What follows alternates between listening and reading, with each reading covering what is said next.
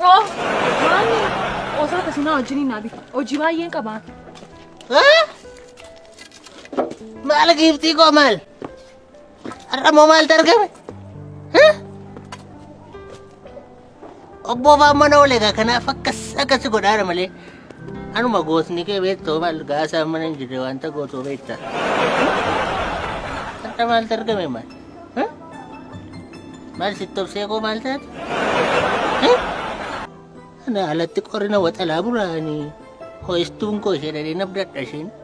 Kuusaan keenya hudduu badi. Ayoo fudhattee adeemu. Nkee malee hin jiru? Eessara illee naannoo kana eessara kan kee malee maal hin beekaa mitiis.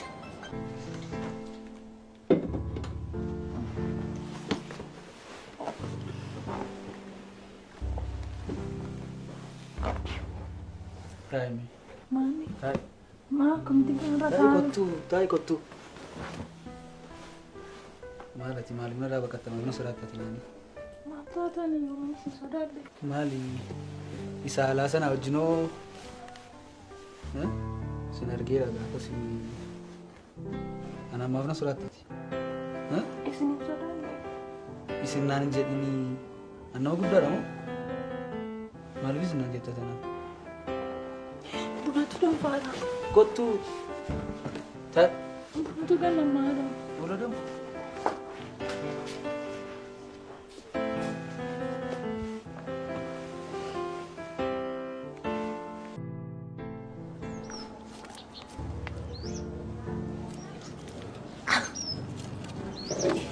Maal giiftii?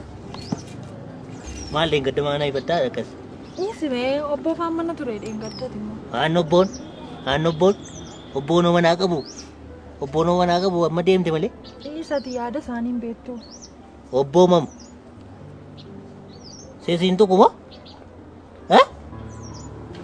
Obboomti koo. Anatu badee rakkoo. Manaa qabumti yaadi manaa maal jetti? Anas tokko irra gubaddee ofiisu yaadee du'eeti immoo lubte qoosaa akkasii naan jette. Lammata isheetti hin deebiin. Dhugaa sitti hin gadda. Dhugaa sitti hin gadda. Kana hedduu baadiyyaa koo qabu. Turtee moo hin turtee? Hin turre. Si yaadee. Si yaadee biiftii koo. Obboon sodaatin. Obboon lammatan sodaatin. Infokkoru ta'ee jennaan qabeenya biyyaa qabaan.